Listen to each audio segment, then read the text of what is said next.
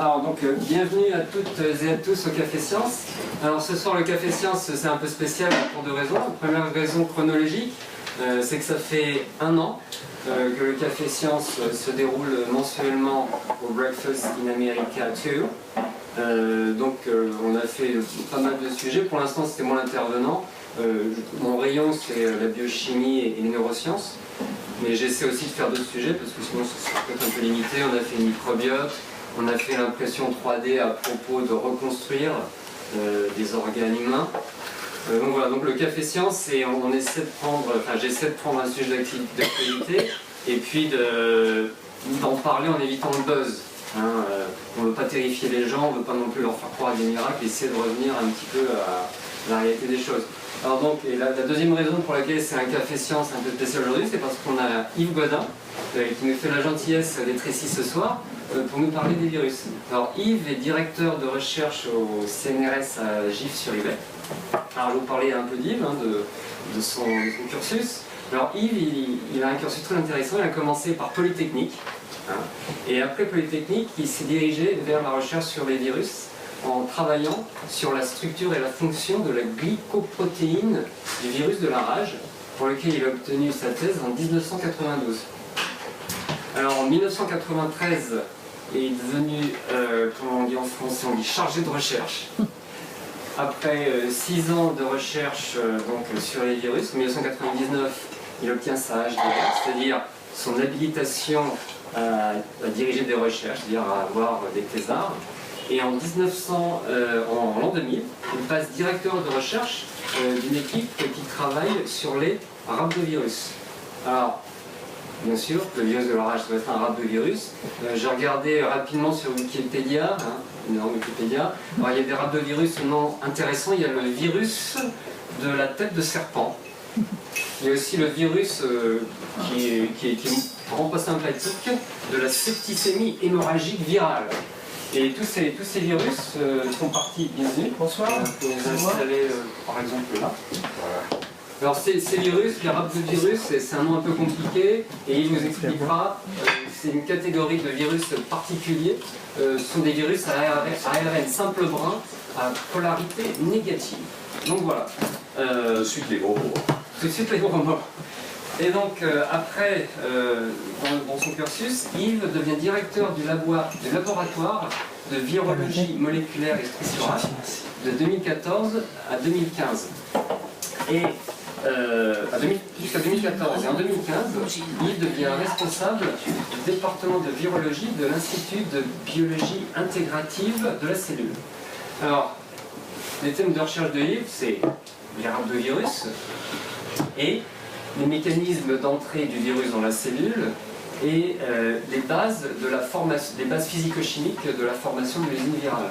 Alors toute cette recherche, ça s'est concrétisé, ça s'est concrétisé par beaucoup de publications, plus de 65 articles de recherche, des publications dans les revues et des chapitres dans des livres.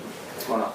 Et donc c'est un CV très intéressant et moi je suis chercheur donc c'est quand même un CV qui impressionne, mais c'est pas par son CV que j'ai connu Yves. J'ai connu Yves d'une autre manière et en fait c'est pour ça que je l'ai invité au Café Science, parce que Yves aussi il est musicien et puis un peu acteur à ses heures perdues. Et donc c'est comme ça que je l'ai connu, par la musique et son jeu de scène. J'ai trouvé que c'est un excellent communicateur. Alors je me suis dit, on va voir si on peut trouver un moment. On va voir s'il est bon quand il parle de science aussi. Bon, j'ai vu un petit peu de la présentation qu'on va voir ce soir, donc ça a marché. Et la dernière fois qu'on s'est vu, c'était dans un autre endroit à Paris, à la Cantana, où tu faisais entre autres, une petite réflexion, un sketch sur le penseur de Rodin. Alors donc il va essayer d'élaborer sur ce que pouvait penser le penseur de Rodin. On ne sait pas, mais ce qui est sûr ce soir, c'est qu'on va passer un très bon moment. Donc voilà, Yves, je te laisse la parole. Et bonne soirée à tous. Merci Laurent, et je voulais aussi remercier Laurent pour autre chose, parce que c'est énormément de travail de préparer tout ça. Et je pense que c'est aussi un acte citoyen, quelque part, de permettre aux gens... Voilà, c'est quand même on va rentrer aussi parce que voilà, c'est le moment, allez-y, profitez-en. Profitez-en, profitez. Salut Céline. Voilà. Ouais, bah, prenez les chaises là, peut-être. Hein, voilà. L'essentiel, c'est de ne pas être complètement dans le champ de l'intérieur. Voilà. Voilà ça. Voilà. Oui, alors bon, oui, si, peut-être, c'est encore peut-être jouable en se mettant, en se décalant un tout petit peu, en poussant cette chaise, là, par exemple. Voilà. Et voilà, il y a un moyen. On va réussir. Là, parce que là, t'es dans le champ, là, tu vois. Ouais, ça doit encore aller. Ah, ça doit encore aller. Comment on est doué. Voilà. Ouais, si vous baissez un petit peu votre... Ouais, voilà, ça va aller. Non, en fait, je pense.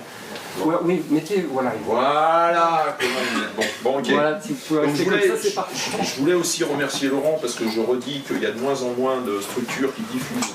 Ah bah. Voilà, encore. Il y a encore une, peut-être ici, là, je pense, c'est encore jouable. Peut-être que là. Stéphane, si tu te décales ou à côté, il y a peut-être à côté, là, sur voilà. Il y a moyen de faire banquette encore. Oui, il y a moyen de faire banquette. Je vais faire une place en rangeant mon ordi. Voilà. Là, il y a une place, là. Voilà, donc... Allez-y. Donc, tu as droit à 3 fois les remerciements, je trouve.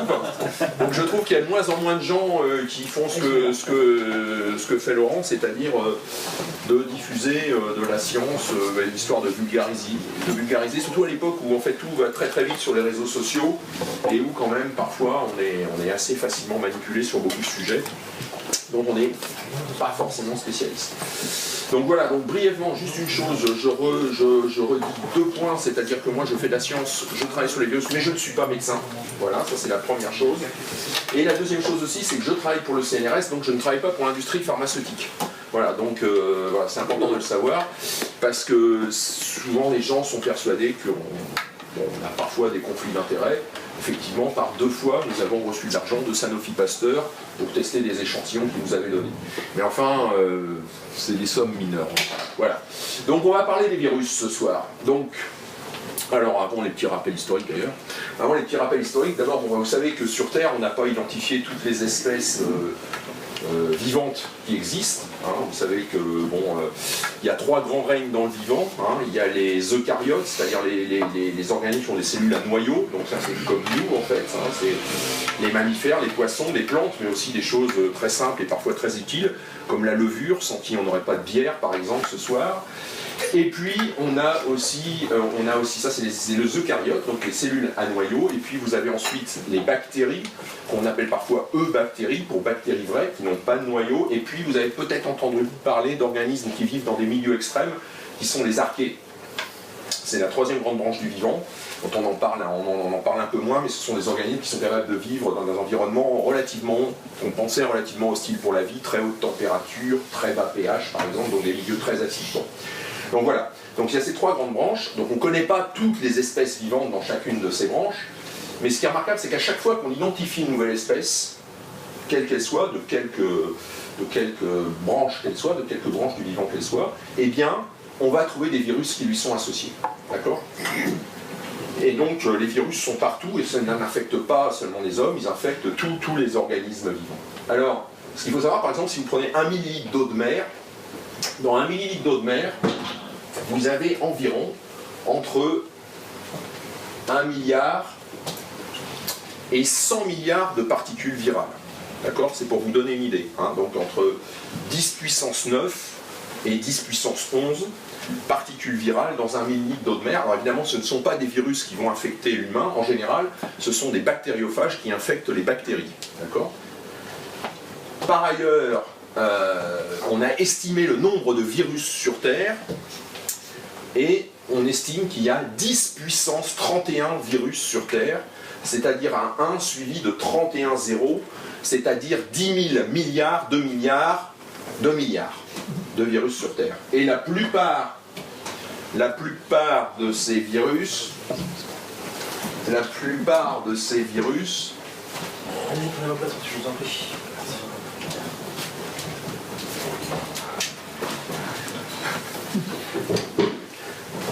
C'est ça les fêtes de famille, on ne connaît personne. Alors, la plupart la plupart donc, de ces virus sont des virus qui infectent des bactéries. Hein. Donc la plus grande quantité des virus sont ceux qui infectent les bactéries. Alors vous n'hésitez pas à poser des questions si vous en avez. Hein. On essaye de faire pédagogique, mais parfois on passe quand même à côté. Alors, un petit rappel historique, évidemment, on va un peu plus parler, parce que c'est ça qui vous intéresse le plus de façon générale, même si on parlera aussi d'autres choses, on va parler des virus qui infectent les hommes, et on sait qu'effectivement, les maladies virales sont connues depuis des millénaires, et il y a déjà très longtemps que les symptômes associés aux maladies avaient été identifiés. On a des écrits chinois qui prouvent qu'au 3e millénaire avant Jésus-Christ, les Chinois avaient reconnu la nature et les caractères spécifiques de la variole. Au 5e siècle avant Jésus-Christ, les oreillons ont été décrits par Hippocrate. Alors Hippocrate a souvent été considéré comme le père de la médecine moderne. Tout est relatif. Hein. Voilà. Alors, évidemment, là on parle de l'Antiquité. Et donc, la médecine dans tout ça, eh bien, en fait, on a pu trouver... donc, vous voyez déjà, la variole et les oreillons sont des maladies qui sont extrêmement anciennes et qui ont été identifiées il y a très longtemps, qui ont toujours accompagné l'espèce humaine. Donc là, c'est quelque chose, la médecine de l'époque, c'est 3e siècle avant Jésus-Christ, c'est trouvé sur un papyrus égyptien, et c'est une formule qu'il faut prononcer quand on est mordu par un chien enragé. Bon alors, je ne vais pas vous le dire, de toute façon c'est pas efficace, parce qu'il fallait le dire en égyptien, et donc, mais il y a quand même des choses intéressantes dans cette formule, c'est-à-dire que, vous voyez, on fait allusion au chien et à la salive, c'est-à-dire que les Égyptiens avaient quand même très bien compris que c'était la morsure du chien qui donnait la maladie, et que, en fait, on ne parlait pas d'agents infectieux, mais il y avait quelque chose qui était lié à la salive. Alors évidemment, ce n'est pas très efficace, mais en dessous, voilà ce qui était dit, c'est broie de l'ail et applique-le sur la plaie causée par le chien qui a mordu et récite-lui la formule jusqu'à ce qu'elle guérisse. Alors, ce qu'on sait, c'est qu'en fait, ça ne marche pas. Ça ne marche pas, mais néanmoins, il y a quand même quelque chose d'intéressant, c'est le côté ail, parce que là, il contient beaucoup de substances antibiotiques, et donc en fait, très souvent, quand les gens étaient mordus par des chiens, ils avaient des surinfections bactériennes. Et non pas des surinfections, enfin ils pouvaient avoir une infection virale, mais parce que la bouche d'un chien, évidemment, ça contient plein de bactéries.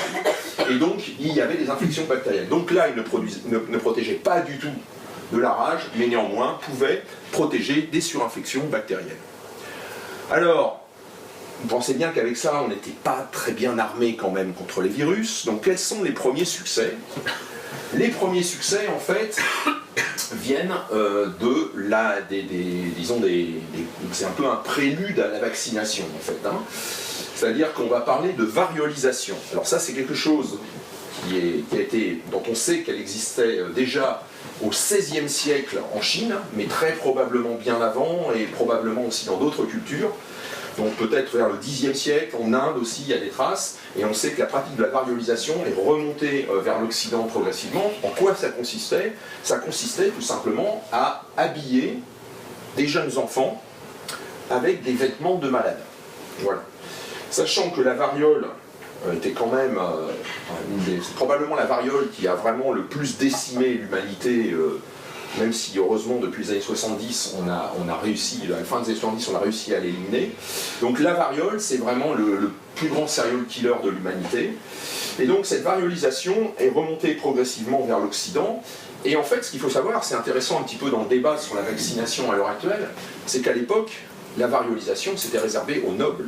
C'est-à-dire que Louis XVI lui-même a été variolisé et il y a un grand nombre de gens qui dans la noblesse qui se faisaient varioliser. Il y avait quand même quelques problèmes à ça. La première chose, c'est quand même, vous pouviez développer la maladie et en mourir. On pense que le taux de décès après une variolisation était de l'ordre de 2%, 1 à 2%. Vous voyez, quand on nous chicane avec des risques qui sont de 1 pour 10 ou 100 millions maintenant, vous voyez que les principes de santé publique n'étaient pas exactement les mêmes. Hein. D'accord? Ça c'est une première chose. Et puis la deuxième chose, c'est qu'en fait, quand les gens étaient malades, ils étaient contagieux. Et donc on avait des épidémies qui étaient créées par la variolisation. Alors néanmoins, il y avait des statisticiens, dont Daniel Bernoulli, qui se sont penchés sur la... Parce que ce qui est intéressant, c'est toujours savoir que quand on parle de santé publique, on parle toujours de statistiques. Il y a des statisticiens comme Daniel Bernoulli, par exemple, qui se sont penchés sur cette question et qui avaient estimé à l'époque que l'espérance de vie serait augmenté de 3 à 4 ans si tout le monde se faisait varioliser. C'est-à-dire qu'il y en avait beaucoup qui mourraient jeunes, mais par contre, aux épidémies après, ils ne mourraient pas.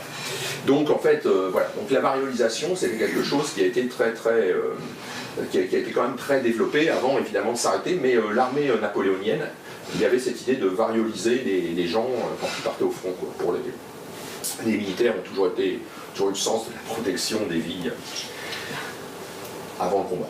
Alors, en 1796, c'est là qu'on va changer un petit peu de domaine, parce que là, on va vraiment parler de vaccination, et c'est de là que vient le mot vaccination, puisque Jenner, qui est un médecin anglais, avait observé que les fermiers, en fait, qui manipulaient, qui travaillaient donc avec des vaches, et dont les vaches avaient une maladie qui s'appelait le cowpox, c'est-à-dire la variole de la vache, en fait, eh bien, eux, quand ils avaient attrapé cette variole de la vache, qui leur donnait une maladie disons, légère par rapport à la variole humaine, eh bien, en fait, eux, lors d'épidémies de variole, ils étaient protégés. Et on sait maintenant pourquoi, c'est que la variole de la vache ressemble énormément à la variole humaine, et que, par conséquent, quand vous montez une réponse immune contre la variole de la vache, eh bien, vous êtes protégé contre la variole humaine.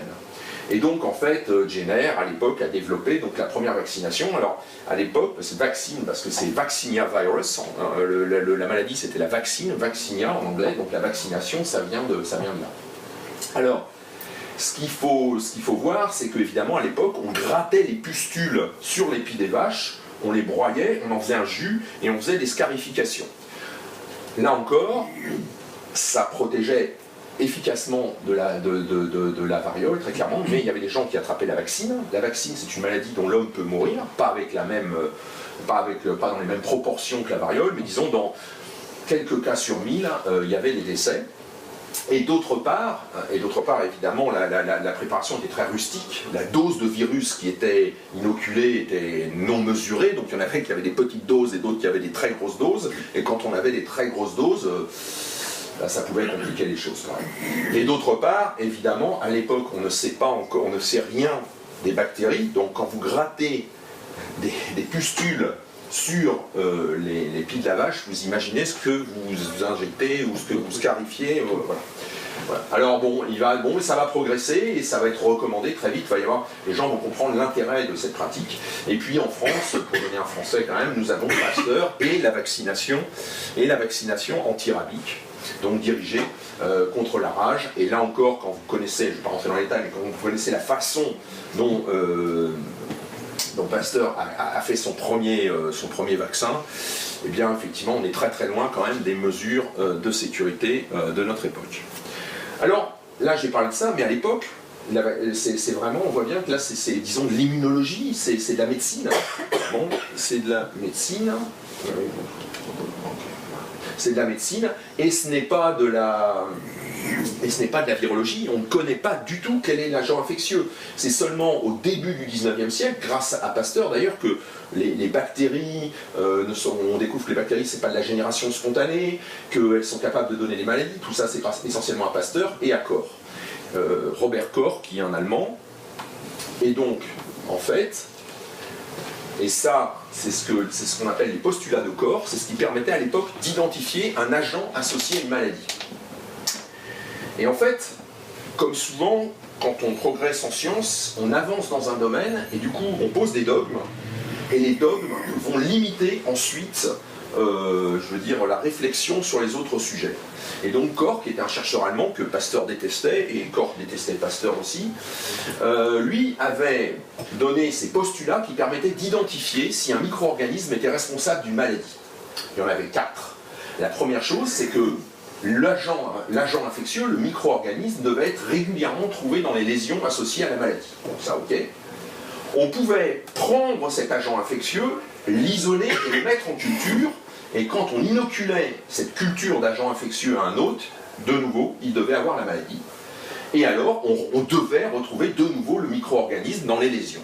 Le problème, c'est que les virus, vous ne pouvez pas les mettre en culture, ou tout au moins, vous ne pouvez pas les mettre en culture comme on mettait classiquement en culture les bactéries. Les bactéries, on leur donne un milieu minimum avec un peu de protéines, un peu de sucre, un peu de tout ce que vous voulez, et des préparations un peu infâmes, bah les bactéries, elles poussent dessus. Le virus ne peut pas.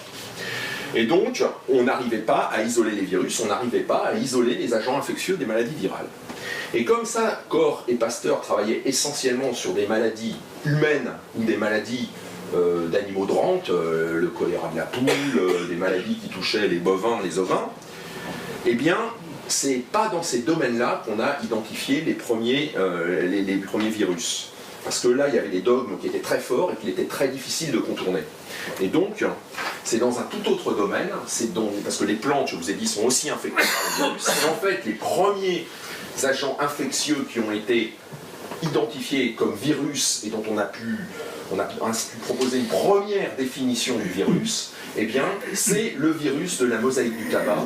Et c'est un Russe, Ivanovski, qui a montré que le virus de cette mosaïque du tabac était ultra filtrable. Pourquoi? Parce qu'à l'époque, on retenait les bactéries sur des filtres de porcelaine, et en fait, le virus de la mosaïque du tabac, qui est beaucoup plus petit qu'une bactérie, passait à travers le filtre, et donc l'agent infectieux, les gens le cherchaient en haut, et lui, il l'a trouvé en dessous. Et c'est comme ça que lui, il a commencé à dire, bah ouais, mais c'est quand même le dogme sur les bactéries, c'est pas très clair, etc. Enfin voilà, le dogme sur les agents infectieux, il faut le modifier, mais là, lui, il n'était pas trop embêté, il travaillait sur les plantes, donc on pouvait toujours dire, c'est pas exactement la même chose. Et puis, en fait, c'est Beyering qui vraiment définit ce qu'est un virus. Il montre donc que ce virus de la mosaïque du tabac, le VMT, donc, n'est pas un microbe, n'est pas une bactérie, mais ce qu'il appelle un fluide vivant contagieux. C'est-à-dire que lui, il montre que pour qu'il puisse se reproduire, il faut l'introduire dans la cellule. Et c'est ça le propre des virus, c'est que ce sont des parasites. Et donc, les bactéries aussi, d'une certaine manière, elles vont nous parasiter, mais on peut les mettre en culture et ça ira. Le virus, vous ne pourrez jamais le mettre en culture, il faut vraiment l'introduire dans une cellule, et dans une cellule vivante. Si la cellule est morte, ça ne marche pas. Et puis après, bah, la science va progresser, et à partir des années 30, on va commencer à faire avec la biochimie, à déterminer la composition des virions, et à voir aussi les virus en microscopie électronique. Et on en arrive à la définition, qui peut paraître obscure, donc je vais essayer de la repréciser après. Les virus sont des parasites absolus. Bon, c'est pas juste des parasites, ils sont des parasites absolus. Pour se répliquer, ils doivent absolument entrer dans une cellule hôte. Ils ne possèdent pas de métabolisme propre, à la différence des bactéries ou des cellules qui sont capables de transformer des éléments, qui sont aussi capables de synthétiser ce qu'on appelle l'ATP, qui est le carburant de la cellule, et c'est ça qui permet à la cellule de vivre. Les virus ne sont pas capables de synthétiser cette molécule qui est l'adénosine triphosphate, ATP en abrégé, donc ils ne possèdent pas de métabolisme propre. Ils vont dépendre strictement, en particulier, de la machinerie de traduction de l'hôte. On va voir ce que c'est. Ils sont incapables de croître et de se diviser. Les bactéries, ça grossit, nos cellules grossissent et elles se divisent pour donner naissance à deux cellules ou à deux bactéries. Le virus ne fonctionne pas du tout de cette façon, on va le voir, et il ne possède qu'un type d'acide nucléique. Alors évidemment, ça fait peut-être... Là, je donne la définition telle qu'elle est, et on va essayer quand même de l'expliquer un petit peu point par point, parce que ça peut paraître quand même un peu obscur. Donc je rappelle pas, ou je donne le dogme de la biologie moderne, c'est-à-dire le passage du gène à la protéine. Donc dans vos cellules, vous avez de l'ADN qui porte l'information génétique. Quand vos cellules se divisent, cet ADN est répliqué. On transmet la même information génétique à la descendance. Donc quand les cellules se divisent, les deux cellules vont avoir la même information génétique. Il y a une étape dans les cellules. Maintenant, ça c'est juste la réplication, mais les cellules doivent fonctionner. Donc pour fonctionner, qu'est-ce qu'elles font? Il y a une étape qui s'appelle la transcription. Avec l'ADN, on va synthétiser de l'ARN, et en fait c'est une copie. C'est pour ça qu'on parle de transcription, on copie, on reste dans le même langage, c'est le même type de molécule. Donc en gros, on voyait à partir de deux chaînes qui sont roulées en hélice, on va en former une seule. Et l'ARN, à partir de l'ARN, on va faire ce qu'on appelle les protéines. Et là, on change de type de molécule chimique, donc on traduit dans un autre monde chimique, et ça s'appelle la traduction. Et vous voyez que les structures sont un petit peu différentes, on voit bien que c'est pas organisé pareil. Alors les protéines, c'est indispensable à la cellule. C'est ça qui vous fait vivre. structure. C'est ça qui va vous permettre de répliquer. Vous avez ce qu'on appelle des ADN polymérases, ADN dépendantes, qui vont synthétiser de l'ADN à partir de l'ADN. Vous avez des ARN polymérases à partir ARN polymérases ADN dépendantes, donc ils vont synthétiser de l'ARN à partir de l'ADN. Et tout ce qui permet la traduction, eh bien les ribosomes et de nombreux autres facteurs sont impliqués dans la traduction. Il y a aussi des protéines là-dedans. Et tout votre métabolisme est effectué par des enzymes, et ces enzymes sont elles aussi des protéines. Alors, si maintenant on compare ça c'est une cellule normale qui peut être une cellule de notre organisme ou une bactérie. Donc dans la cellule, qu'est-ce qu'on va trouver? On va trouver de l'ADN double brun et de l'ARN simple brun. Et dans les génomes viraux, on va trouver de l'ADN simple brun et double brun. Vous voyez, le simple brun, il n'existe pas, nous, dans notre cellule.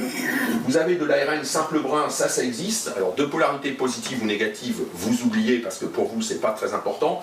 En gros, la polarité positive, c'est ce qui permet d'être directement traduit en protéines. La polarité opposée, c'est le sens contraire. Il va falloir aussi des étapes pour que ce soit de nouveau, que ça puisse être traduit en protéines. En tout cas, et vous trouvez même dans les virus, ce qui n'existe pas dans la cellule, de l'ARN double brun. Donc vous voyez, les génomes viraux sont différents des génomes cellulaires, qui sont purement ADN double brun. Vous avez les génomes viraux, alors ils n'ont pas tout ça, hein. C'est soit ils sont ADN simple brun, soit ADN double brun, soit ARN. C'est pas, ils sont au choix, ils ont choisi leur solution parmi tout ça. Et puis surtout, les virus ne possèdent pas de machinerie de traduction. Ils sont incapables de synthétiser leurs protéines à partir de l'ARN. Donc pour cette étape-là, ils sont strictement dépendants de la cellule. Ils rentrent dans la cellule et c'est vraiment des parasites absolus. Ils détournent la machinerie de traduction. Alors quelques virus, pour vous montrer quelques images, je vais les laisser tous tomber, ça m'évitera de... Voilà. Alors, ce qui est intéressant, c'est de voir la diversité des formes, et ce sont des virus qui sont très très différents, qui infectent des hôtes très très différents. Vous avez ici, vous voyez l'adénovirus, il ressemble à un Spoutnik. Vous voyez, il a des tiges allongées, et ça, ces tiges allongées, ça va lui permettre de s'accrocher à la cellule quand il va vouloir rentrer dedans. Et vous voyez que cet objet-là, il est assez remarquable, il a une forme un peu particulière, très géométrique. En fait, il possède ce qu'on appelle la symétrie icosaédrique.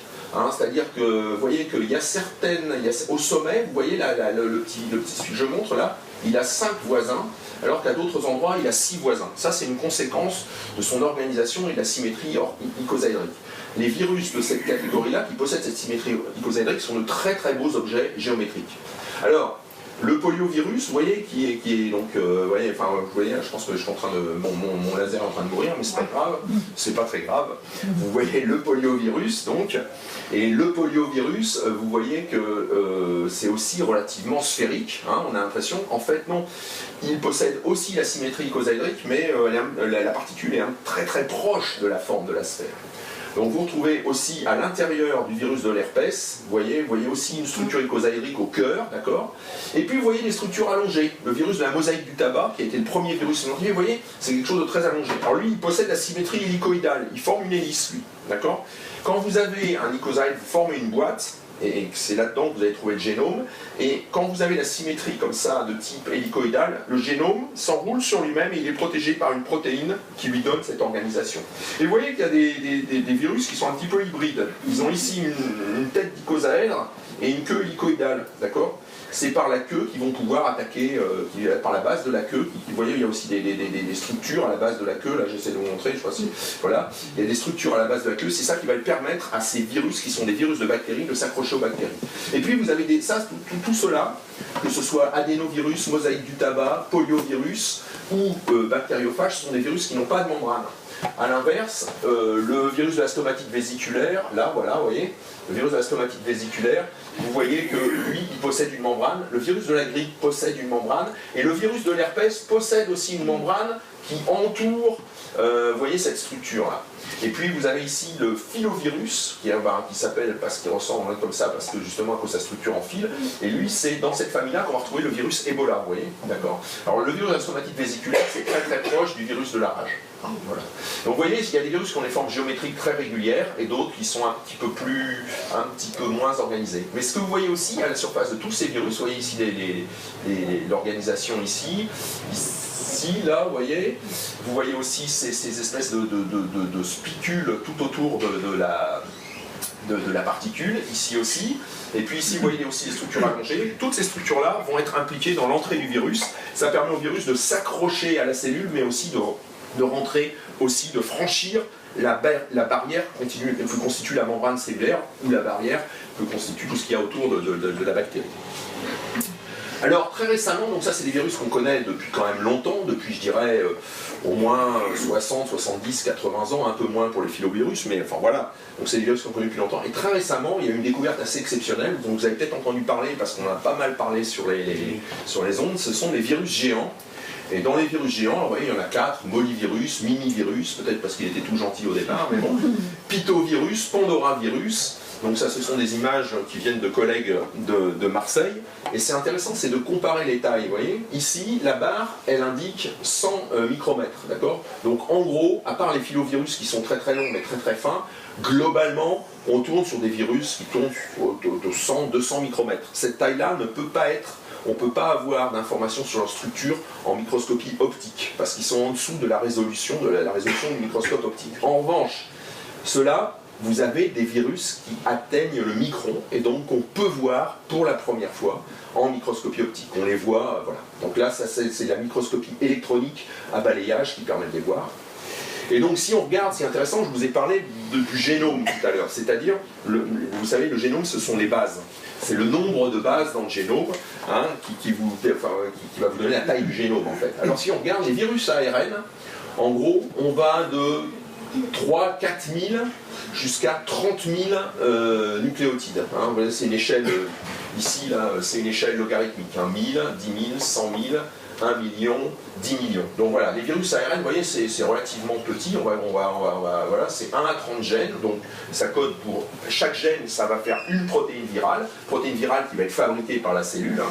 Donc vous avez 1 à 30 gènes, et vous voyez, bon, c'est la taille. Ensuite, vous avez les gros virus, vous avez les virus à ADN. On a vu l'adénovirus tout à l'heure qui ressemblait au Sputnik, 35 gènes, et lui il fait 30 000. Les herpès, on passe sur 100, 200 000 nucléotides, c'est-à-dire en 100 000 petites bases qui vont former le génome. Et vous voyez qu'on a beaucoup plus de gènes. Et là, les virus géants, on change de dimension, hein, on va jusqu'à plus de 2000 gènes. Les virus géants ont plus de gènes que certaines bactéries. C'est-à-dire que coli, ça doit être autour de 4000 gènes, je crois, mais vous avez des bactéries qui n'ont que 500 gènes. Les plus petites bactéries n'ont que 500 gènes. Et là, on est sur des virus qui, effectivement, vous voyez, ont plus de gènes. Mais eux, par contre, ils n'ont toujours pas d'appareil de traduction complet. Ils ne peuvent toujours pas synthétiser leurs protéines. Ils sont vraiment obligés de rentrer dans les cellules. Et ces virus géants, en fait, infectent les amibes. Et juste quand même, pour comparer, hein, vous voyez, là on va sur des... Pour comparer, vous voyez, là on est sur des génomes qui font 1 million de bases. Et vous voyez que pour le génome humain, on est sur 3,4 milliards de bases. On est quand même un petit peu plus complexe que les virus. Hein, vous voyez. Bon, voilà. Et c'est 22 000 gènes, vous voyez, à comparer aux plus gros virus qui n'ont que 2000 gènes. Et vous avez des bactéries qui ont jusqu'à 4000, enfin 4000, 10 000, jusqu'à 10 000 gènes peut-être. Vous voyez, bon. Voilà. Donc ça, voilà, c'est ça a défrayé la chronique parce qu'au niveau évolutif, ça pose beaucoup de questions. Voilà. Alors, le cycle infectieux. Ben, voilà, comment rentre un virus dans une cellule? Eh bien, tout d'abord, vous avez donc la particule virale à gauche, et puis vous avez la cellule, et j'ai pris une cellule eucaryote, donc un noyau. La première chose, ça va être de pénétrer. Donc il va falloir s'accrocher à la cellule, reconnaître la cellule, et puis ensuite, il va falloir, par un processus particulier, on ne va pas rentrer dans les détails, il va falloir libérer le génome dans le cytoplasme, hein, c'est-à-dire dans le milieu intérieur de la cellule. À partir de ça, on va synthétiser des protéines virales. Cette synthèse, elle va être faite par l'appareil de traduction de la cellule. Là, la cellule, elle est déjà à plusieurs endroits, elle rentre en ligne de compte. Là, il a fallu reconnaître un récepteur, donc voilà, s'accrocher à la cellule, et donc le récepteur, c'est un récepteur cellulaire. Ici, il y a une machinerie cellulaire qui est détournée, hein, c'est la machinerie de traduction. Et puis ensuite, à partir de là, il va y avoir réplication du génome, donc le génome va être répliqué, il n'est pas divisé en deux, hein, il ne s'agit pas de division cellulaire, donc là il y a une copie de la molécule et on synthétise les molécules à l'identique. Alors parfois ça implique uniquement des protéines virales, mais il y a souvent une aide de certaines machineries cellulaires, et parfois, même à ce niveau-là, la réplication du génome se fait uniquement avec des machineries cellulaires. Et puis ensuite, eh bien, le virus va s'assembler. Donc vous voyez, à partir d'un virus, vous en formez plusieurs. Et ensuite, ces virus sont libérés à l'extérieur. Alors en général, quand c'est un virus enveloppé, ça se fait par bourgeonnement et ça ne tue pas forcément la cellule. Quand c'est un virus non enveloppé, en général, la libération se fait, il y a accumulation de ces nouveaux virus et la cellule explose et ils sont tous libérés dans le milieu extracellulaire. Alors, ce qui est important, c'est que tout au long du virus, les virus vont utiliser des machineries de l'hôte, d'accord?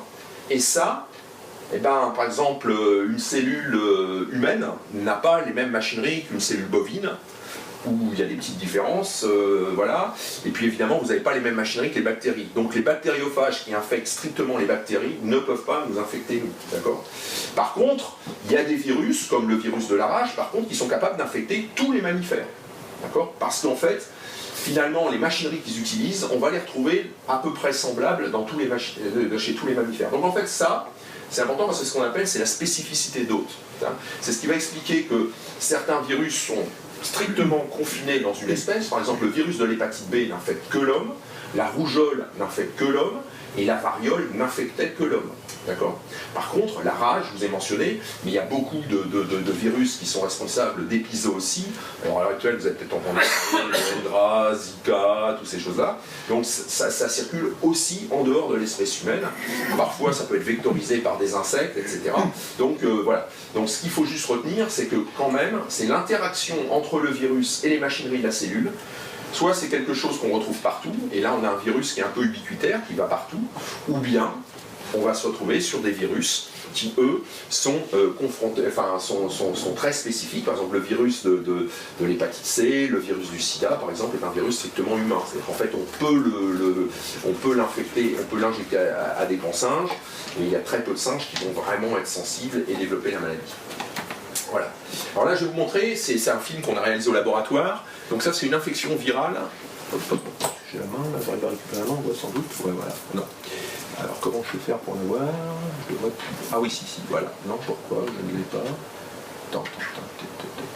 Est-ce qu'il faut... Ouais, c'est bon. Voilà. Donc là, il ne me restera plus. Voilà. Donc bon, voilà. Ce que vous voyez, bon, voilà, ça c'est la prise de pouvoir au sein d'une cellule par un virus. Vous voyez, on va le relancer. Donc c'est le déroulement, là c'est 11 heures après l'infection, 12 heures, 13 heures, 14 heures, 15 heures, 16 heures. En fait, c'est un virus de la rage qu'on a rendu fluorescent. Il exprime une protéine fluorescente et ça nous permet de suivre... Ouais, tu peux le relancer. Ouais. Voilà. Donc ça nous permet de suivre l'infection. Vous voyez au départ... Mettez pause, juste pour nous expliquer. Voilà, oui, mais voilà, on peut faire une pause. Voilà. Bon, voilà. Alors, ça c'est ce qu'on appelle l'usine virale. Vous voyez? Cette structure, c'est là-dedans que se réplique le virus. Alors, et vous voyez que vous voyez qu'il y a plein d'autres petites structures à l'intérieur qui sont fluorescentes. Ce sont des virus qui sont en train de quitter l'usine virale. Et ce que vous allez voir, c'est qu'avec le temps, ce que vous voyez, c'est qu'il y a d'autres usines virales qui apparaissent parce que, en fait, il va fabriquer plusieurs usines virales. Quand la cellule en est à ce stade-là, c'est fini. Hein, son devenir, voilà, on est 18 heures après l'infection. Là, il y a aussi des particules virales qui sont en train de partir. Alors, elles ne sont pas assez fluorescentes pour que vous les voyez, mais ce qu'on voit très bien, c'est la prise de possession. Il y a un détournement complet de la machinerie cellulaire. Et en fait, toutes ces protéines-là, tout ce qu'il y a là-dedans, ce sont des protéines virales et elles sont fabriquées par la cellule pour fabriquer de nouveaux virus. Et donc effectivement, on peut relancer. Voilà, vous voyez, donc là vous voyez des choses qui bougent à l'intérieur et qui grossissent. Ouais, ce sont des usines virales secondaires. Donc en fait, nous, ce qu'on vient de montrer, c'est qu'en fait, ces usines virales, vous voyez, elles sont extrêmement... En fait, c'est une phase liquide. C'est comme quand vous mettez de l'huile dans l'eau. L'huile ne se mélange pas à l'eau. Et donc là, ce qu'on a montré, c'est que c'est aussi une phase liquide. Et donc, mais c'est pas basé sur le principe de l'huile et l'eau, c'est aussi sur des principes de séparation de phases. Voilà. Alors on va poursuivre, je pense. Voilà. Et donc maintenant, parlons un petit peu des modes de contamination. Alors là, on va rentrer dans les choses un petit peu plus santé publique, progressivement. Donc la première contamination, c'est la contamination par voie aérienne. Hein. Ça, voilà, je tousse, paf, et il y a des... en permanence, il y a ce qu'on appelle les gouttelettes de Pflug, qui sont des toutes petites structures de quelques micromètres, et qui évidemment, voilà, c'est quand on tousse, quand on se mouche. Je suis embêtant pour ceux qui sont au premier rang quand je parle, par exemple. Et donc ça, en fait, ça contient donc des virus. Ça contient d'ailleurs aussi des bactéries, mais ça, c'est une contamination par la voie aérienne. Et il y a des virus qui sont très adaptés pour se retrouver dans ces petites structures. la contamination par la voie orofécale, faut-il que j'explique, tout le monde a fini de manger. Voilà, donc la contamination par la voie orofécale, ben voilà, c'est les mains sales, et ça c'est très classique de beaucoup de virus qui sont responsables de gastro-entérite. Vous avez aussi une contamination par voie sanguine, hein. Donc ça on va retrouver là-dedans, on va retrouver un certain nombre d'hépatites par exemple, le sida évidemment, et puis on a évidemment tous les virus qui sont transmissibles lors de rapports sexuels. Alors, là, vous avez donc les 4 grands modes, d'ailleurs, en général, hein, lorsque vous avez une contamination par voie sanguine, hein, vous avez une contamination aussi lors de rapports sexuels, parce que vous avez beaucoup de cellules de type immunitaire, des cellules T par exemple, qui sont associées au sperme, et puis aussi vous avez les micro-lésions lors de rapports sexuels, donc là c'est vraiment deux types de contamination qui sont très très liés. Alors ce qu'il faut savoir, c'est que les premières cellules infectées ne sont pas forcément celles de l'organe cible. Évidemment, si vous avez une hépatite C, une hépatite B, et bien en fait, les premières cellules qui vont être infectées ne vont pas être évidemment des cellules du foie. Donc il va y avoir des cellules qui vont être un petit peu infectées, ou même parfois qui transportent juste le virus et qui l'amènent là où vraiment la maladie va se déclarer. Par exemple, c'est le cas pour la rage. Hein. On pense qu'il y a une réplication locale dans le muscle, et puis le virus remonte le long des voies nerveuses, et c'est quand il atteint le système nerveux central, c'est-à-dire le cerveau, qu'il y a décès, tous les symptômes tragiques et le décès de l'individu. Alors, heureusement, on a des défenses naturelles, on les subdivise en 2 catégories, l'immunité adaptative, hein, les anticorps dont vous avez entendu parler, qui sont produits par les lymphocytes B, et qui eux qui sont capables, alors il y a toute une maturation du système immunitaire, c'est pas du tout le sujet, peut-être qu'il y a peut-être des gens qui pourraient te faire un truc sur le système immunitaire voilà, aussi. C'est un bon sujet pour une autre fois. Voilà, donc en gros, là, en fait, ces lymphocytes B ont été éduqués à reconnaître l'agresseur, et ils synthétisent donc des anticorps qui vont se lier au virus et qui vont directement neutraliser le virus. Ensuite, on a les lymphocytes T. Alors eux, c'est un peu la stratégie de la terre brûlée. Ils vont reconnaître la cellule infectée et ils vont la tuer. Voilà. Donc en tuant la cellule, avant que le cycle viral soit suffisamment développé, on limite l'infection. D'accord ? Évidemment, pensez bien que si on commence, vous pouvez vous retrouver comme ça, à détruire des cellules qui sont très utiles pour votre organisme. Donc parfois, une réponse immunitaire mal dosée ou trop forte peut aussi augmenter la violence de la maladie. Hein. Enfin, disons tous les aspects pathogènes. Et puis, quelque chose qui est apparu beaucoup plus récemment, ça c'est connu depuis longtemps, enfin relativement longtemps, et beaucoup plus récemment, c'est l'immunité innée. En fait, chaque cellule infectée est capable de percevoir qu'elle est infectée. Pourquoi ? Parce que les virus ont des déterminants, des choses spécifiques qui font que on ne trouve pas ça dans la cellule. Donc, la cellule dit tiens, il y a ça je vois ça chez moi, c'est pas normal, je dois être infecté. En particulier, je vous ai mentionné l'ARN double brin. Hein. Il y a beaucoup de virus qui fabriquent, soit parce qu'ils ont eux-mêmes un génome d'ARN double brin, soit parce que dans leurs étapes de réplication, il y a un intermédiaire double brin, et bien en fait, ça déclenche la réponse de l'immunité innée. C'est-à-dire que la cellule perçoit qu'elle est infectée, il y a des molécules qui vont sentir ça, et puis ça va faire toute une réponse. Vous avez peut-être entendu parler de l'interféron. Eh bien ça induit la réponse interféron, et ça fait que la cellule va mettre en place toute une série de mesures contre l'infection. Et puis de temps en temps, en fait, quand elle se rend compte qu'elle est débordée, la cellule dans notre organisme est relativement altruiste pour se suicider. C'est ce qu'on appelle l'apoptose. Hein. D'accord ? Donc vous voyez, donc il y a des phénomènes. Je vous dis, le fait que vos cellules meurent lors d'une infection, c'est parfois pas dû seulement à l'infection virale, mais c'est juste dû au fait que c'est un mécanisme de défense qui a été mis en place pour limiter l'infection. Donc c'est vrai, ça peut être via l'extérieur, via les lymphocytes T qui viennent détruire la cellule infectée, ou la cellule qui décide elle-même d'entrer en apoptose et de se suicider. Les virus, c'est pas seulement dangereux, c'est aussi très utilisé maintenant en biotechnologie au fur et à mesure où on les contrôle. Alors la première chose qui revient à la mode un petit peu, c'est la phagothérapie.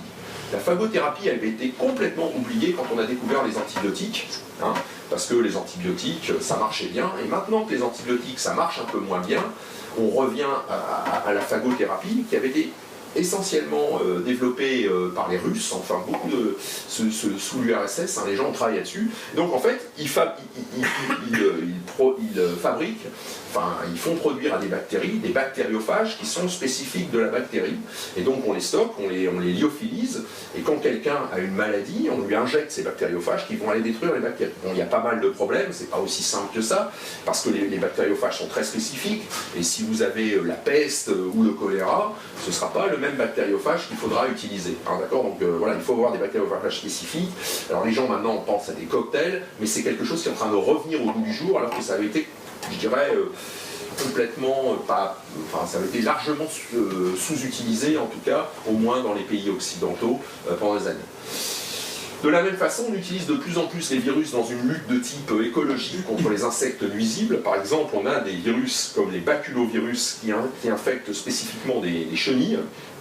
Et donc l'idée, c'est on répand, en plus les baculovirus, ils s'installent dans des petits cailloux, ils font ce qu'on appelle des polyèdres, ils s'installent dedans, et en fait quand la chenille elle arrive, elle mange le caillou, et le virus, le caillou se dissout dans l'intestin de la chenille, et puis le virus, boulotte la chenille de l'intérieur, enfin, c'est pas vraiment ça, hein, c'est que toutes les cellules meurent en fait, et que parce que le virus justement ne boulotte rien du tout, il exploite juste il exploite juste son hôte, et donc et quand les virus ressortent, ils se remettent dans des petits cailloux qu'ils fabriquent eux-mêmes, et enfin qui font fabriquer par la cellule en fait, et donc ils se cachent dedans, et ce sont des petits cristaux qui sont très jolis d'ailleurs, et en fait, et ça peut rester, c'est très résistant, donc en fait ça peut traverser les saisons.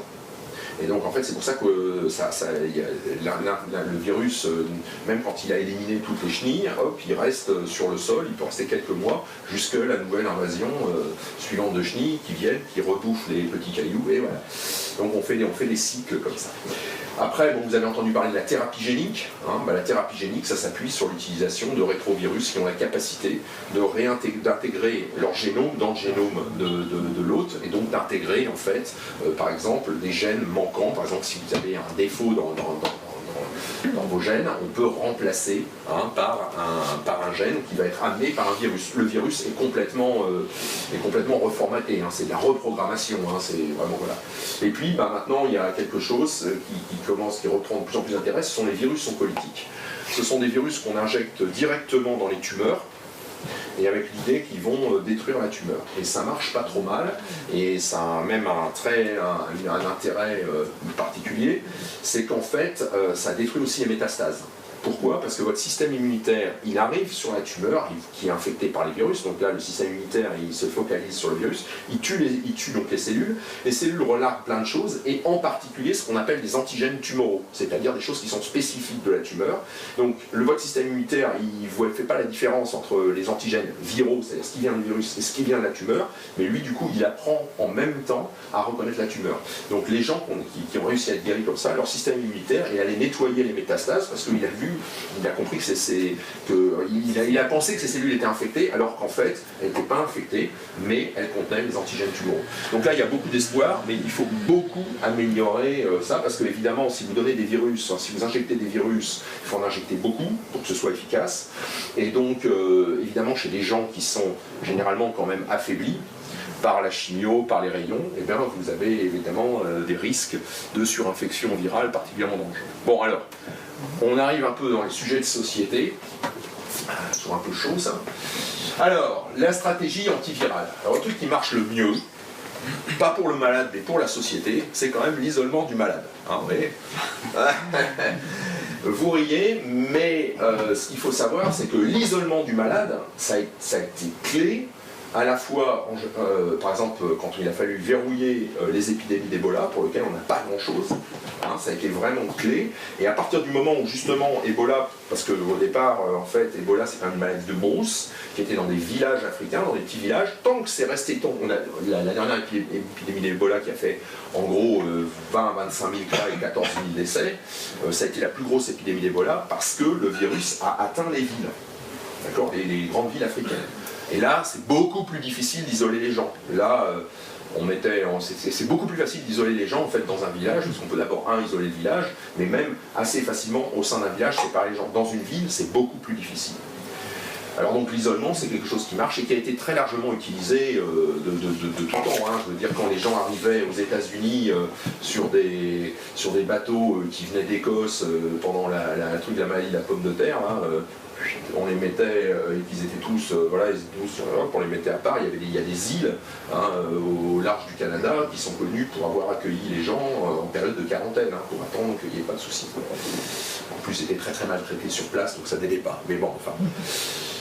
Deuxième point, la vaccination. Alors ça, c'est la chose la plus controversée à l'heure actuelle. Enfin, je veux dire, ça devient un sujet controversé. Mais bon, quel est le principe? Bon, d'abord, on apprend à l'organisme à reconnaître l'agresseur. Hein, c'est-à-dire que lors d'une infection naturelle, vous fabriquez des défenses, et c'est comme ça que vous en guérissez, pas toujours, mais là on anticipe et on va vous injecter soit du virus, soit des petits morceaux du virus, pour que votre organisme reconnaisse l'agresseur. Alors on dispose de vaccins efficaces contre la variole, la poliomyélite. Alors la variole, ça a été tellement efficace qu'on a éradiqué la maladie, hein, depuis je veux dire, ceux qui sont nés après 1970 n'ont certainement pas été vaccinés, en France en tout cas.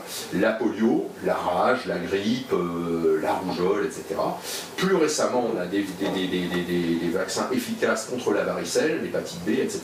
En cours de mise au point à l'heure actuelle, ce sont les vaccins contre Zika, Ebola et chikungunya. D'accord ?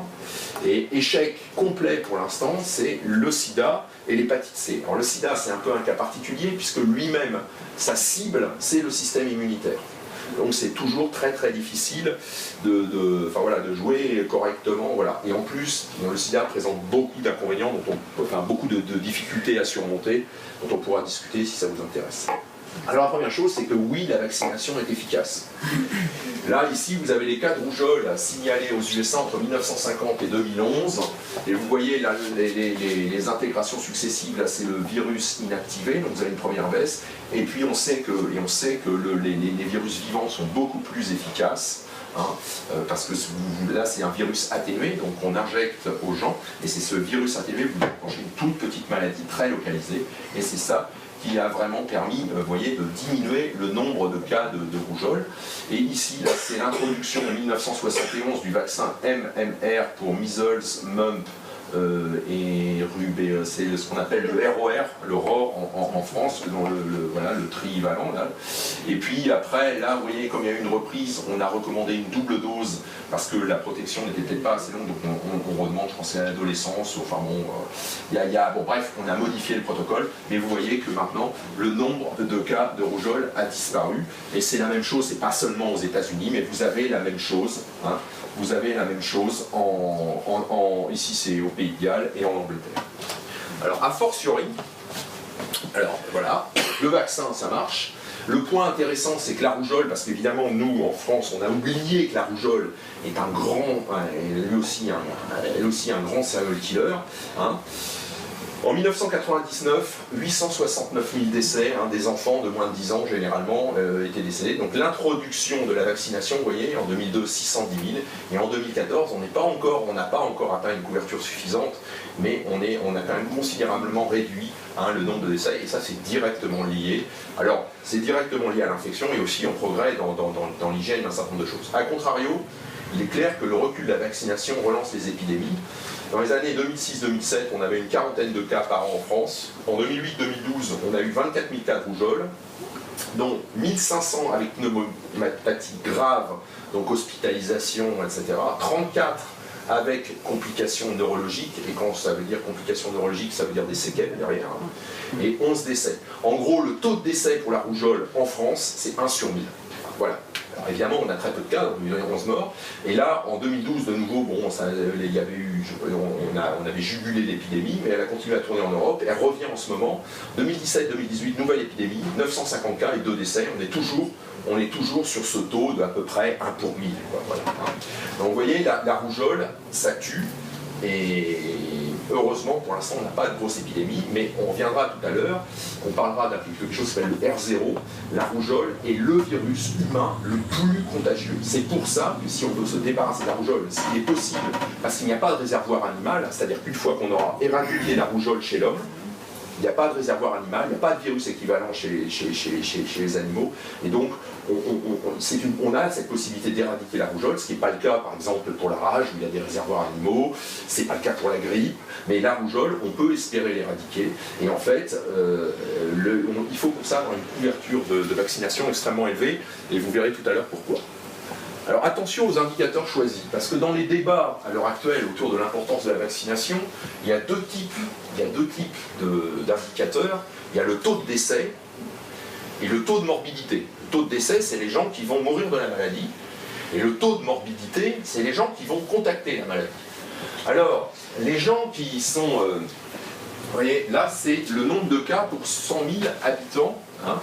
C'est le nombre de cas pour 100 000 habitants, donc voilà, donc il y a une épidémie là autour de 1915 aux États-Unis, il y en a une autre qui dure d'ailleurs qui flambe sur plusieurs années, autour des années 50. Et c'est là qu'on commence à faire une première vaccination avec un vaccin inactivé, et puis qu'on fait le vaccin de type Sabin, c'est le vaccin oral, en gros c'est sur un morceau de sucre, il y a du virus dedans, hein, mais c'est un virus inactivé, et donc voilà, vous voyez qu'à partir de là, le nombre de cas de polio disparaît complètement. Alors, ce que disent ceux qui sont contre, ceux qui sont un petit peu des opposants au vaccin, c'est pas ça qu'ils regardent, eux c'est ça. Et ils disent en 1915, on a un grand nombre de décès, et puis vous voyez, oui, en 1955, grâce à l'introduction du vaccin, ça baisse un peu, mais en fait on a déjà largement baissé, on ne meurt plus.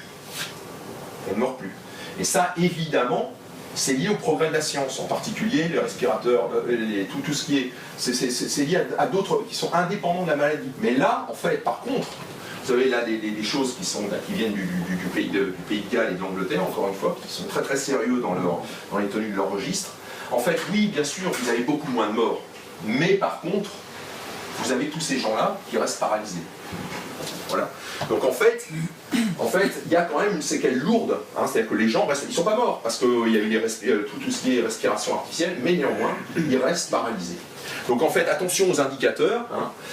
Les opposants au vaccin, on va souvent voir le taux de mortalité au cours du temps, hein, alors qu'en fait, c'est le taux de morbidité qui reflète le mieux l'efficacité de la vaccination. Hein.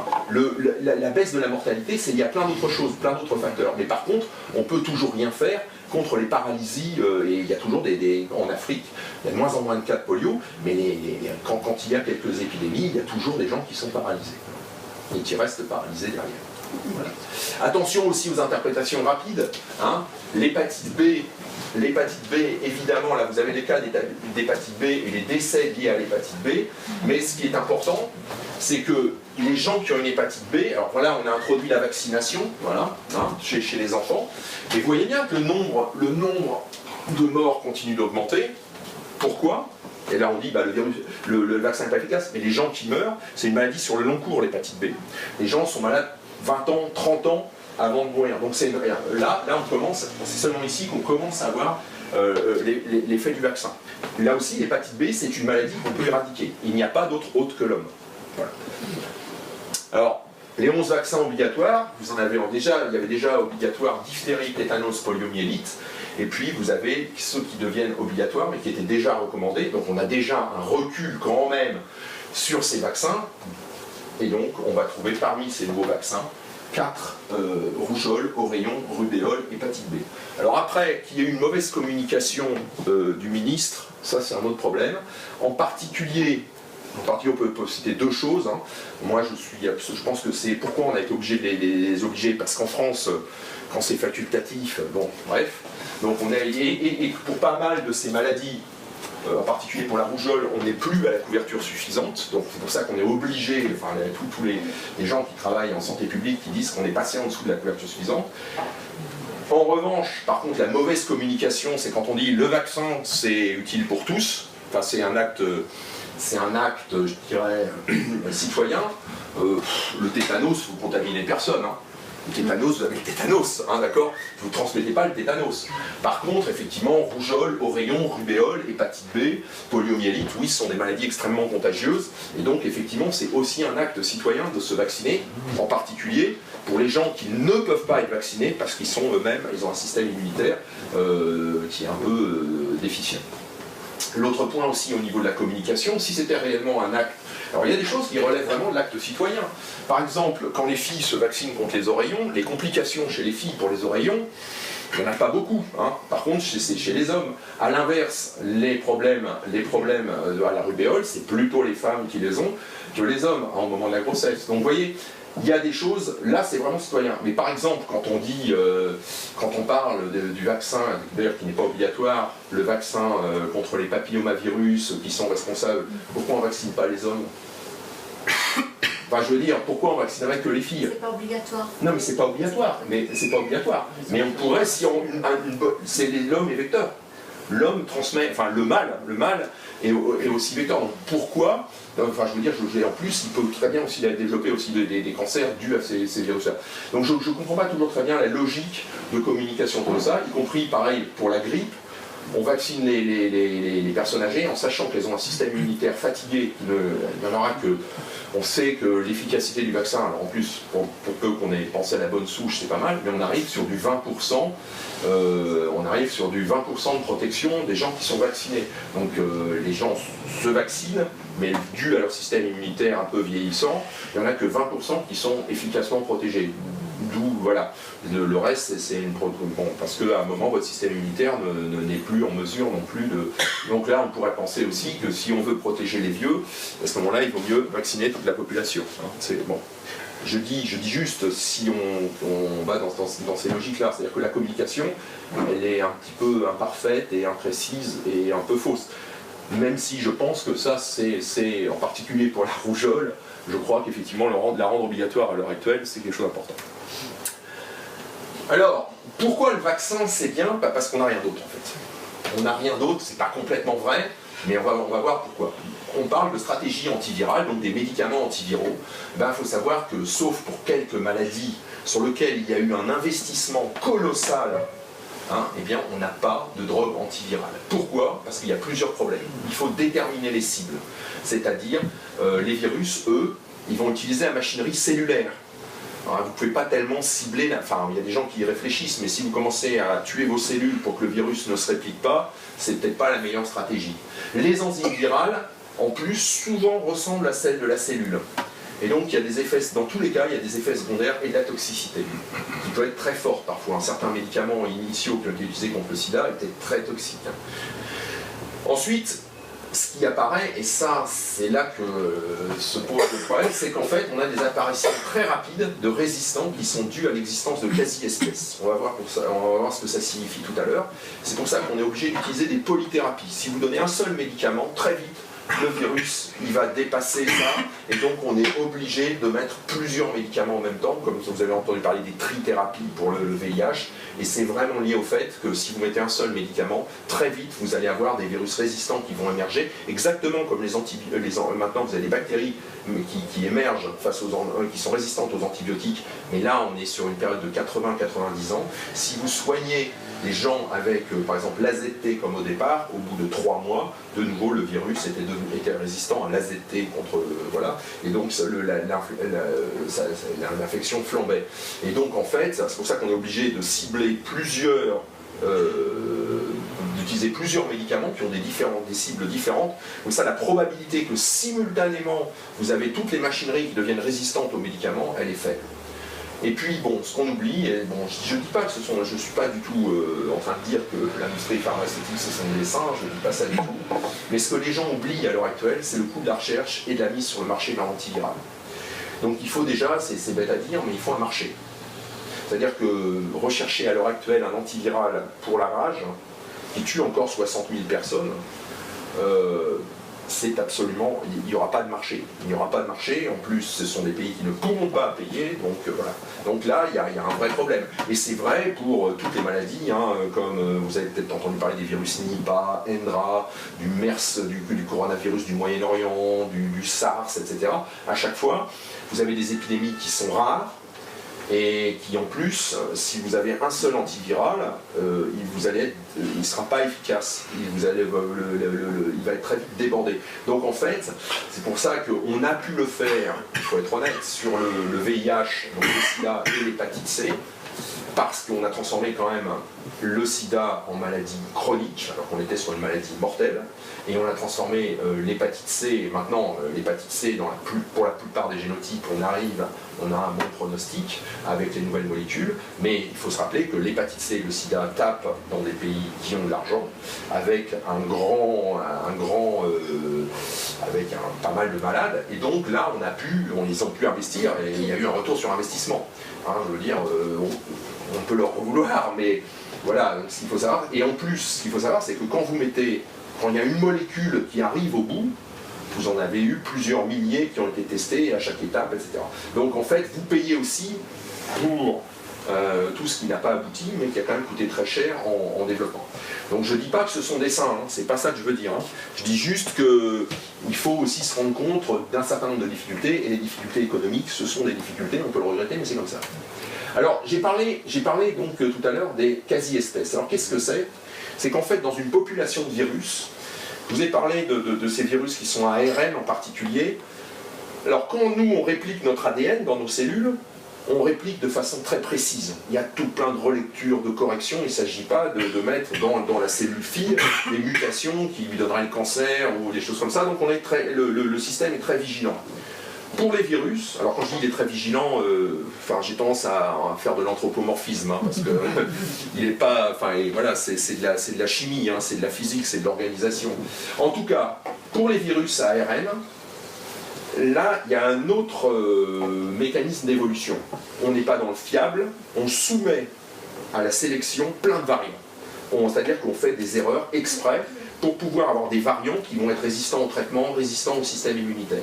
Et donc là, on raisonne en termes de quasi-espèces. Alors là, vous imaginez que c'est un petit bout du génome, ça va coder pour une protéine, hein, qui sera fabriquée à partir de virus, et vous avez des variations ici. Vous avez des variations, j'ai dit, voilà, ça c'est dans ce petit bout, ça c'est la séquence, en fait c'est des petites briques, hein, donc vous imaginez plein de petites briques, chaque brique de cette largeur-là, et puis vous avez donc des différences. Par exemple, ici vous avez ici une brique rouge, et puis ici vous avez une brique verte, alors que presque partout ailleurs c'est noir. Ici vous avez une rouge, une verte, enfin vous voyez, vous avez de la variation, d'accord? Vous avez de la variation, et si on regarde au départ, il y a 44% du génome qui est comme ça, 22%, 11%, 11%, et comme j'ai bien calculé, normalement ça fait 100.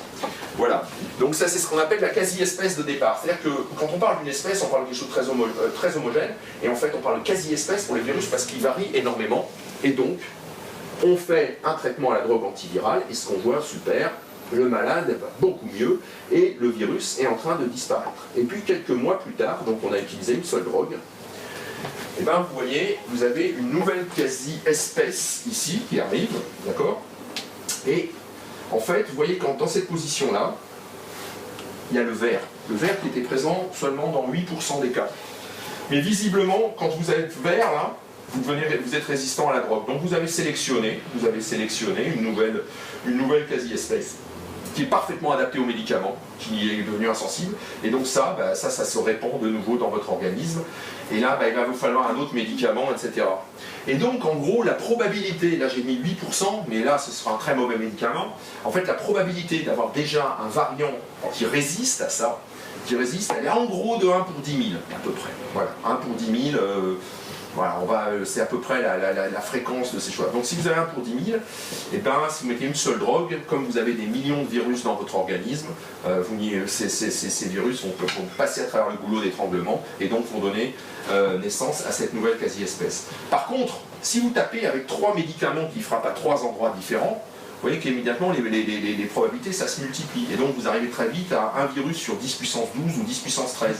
Et puis maintenant où on a plusieurs des thérapies sur le sida distinctes, on fait un premier traitement, si on voit apparaître des choses, on change de traitement, on change les molécules, et donc on arrive à contrôler la maladie. Voilà. Mais ça reste une maladie chronique. Personne, à ce jour, il y a une exception, il y a une personne qui a été guérie du sida.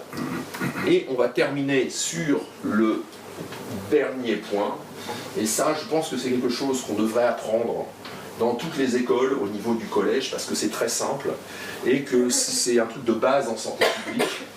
Et donc je vous pose ça, R0 égale bêta CD. Bon, voilà. Dit comme ça, ça est, voilà. Alors ce qui est intéressant, R0, c'est ce qu'on appelle, c'est le taux de reproduction de base. Alors en fait, R0, c'est le nombre de malades qu'on va contaminer. D'accord? Alors si vous avez des vagues souvenirs, alors si je vous parle de suite géométrique, bon, voilà, bon, il y en a qui savent, mais, donc suite géométrique, si R0 est supérieur à 1, égal à 2, le premier malade, il en contamine 2. Ces deux-là, on contamine 2 autres. Vous avez 4, 8, 16, 32, 64, 128. Avec 3, c'est encore pire. Donc si R0 est supérieur à 1, c'est l'épidémie, c'est la pandémie, ça se répand partout.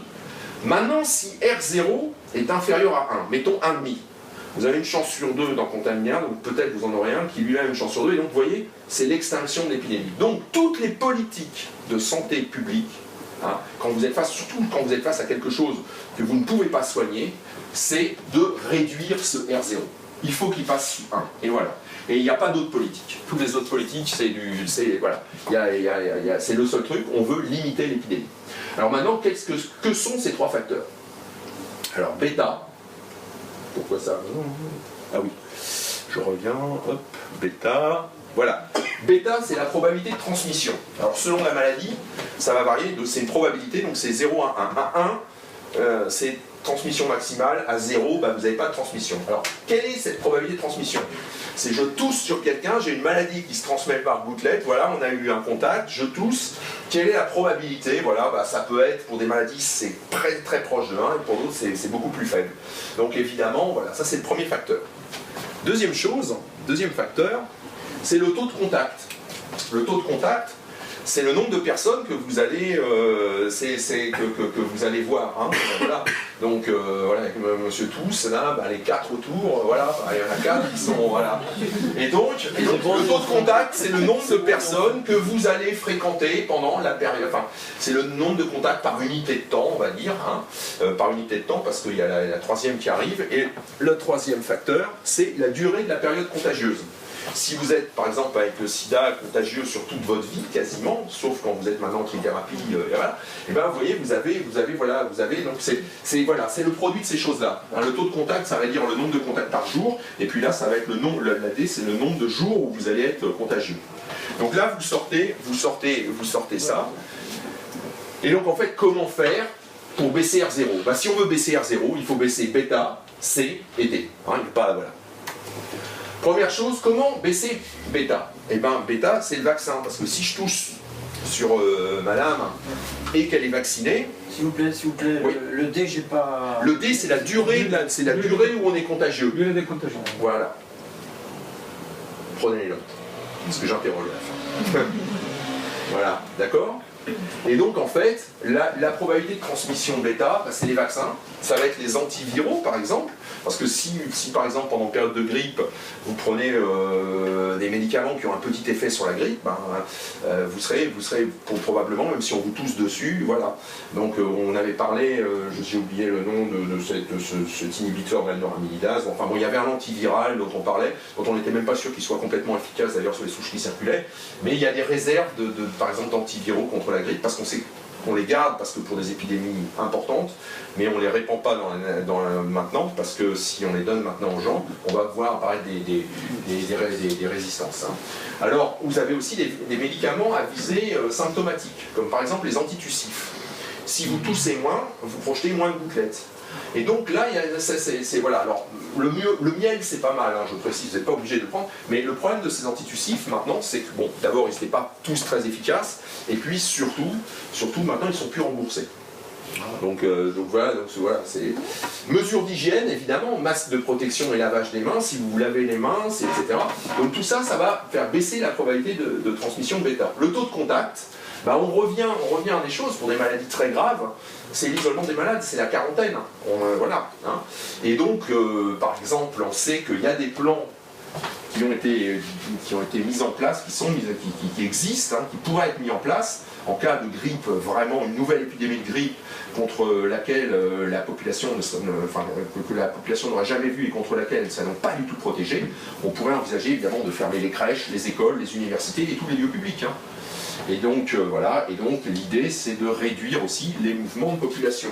Vous noterez que le cas 2 et 3 demande un très grand civisme, je ne suis pas certain qu'en France, avec les réseaux sociaux, on arriverait à obtenir ce genre de comportement. Mais bon, après, vous avez la durée de la période contagieuse D, et là aussi les antiviraux, hein, qui peuvent diminuer dans certains cas la période de contagiosité. On sait par exemple que les gens qui sont sous trithérapie, hein, à l'heure actuelle, contre le sida, ne produisent quasiment plus de virus. Et les gens qui se demandent même s'ils peuvent avoir une sexualité complètement normale et non protégée. Donc là,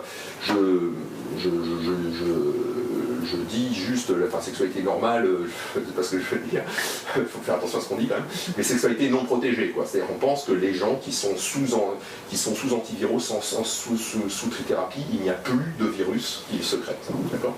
Et puis, évidemment, il y a aussi les médicaments à visée symptomatique qui vont essayer d'atténuer un petit peu cette période de contagiosité. Voilà, donc là, et là, en fait, à chaque fois, finalement, le monde politique, ce sera là-dessus qu'il devrait, évidemment, réagir.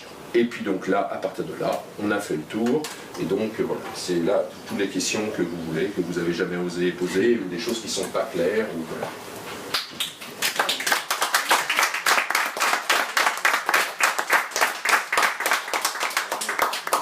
Merci beaucoup Yves. Donc y a-t-il des questions? Oui.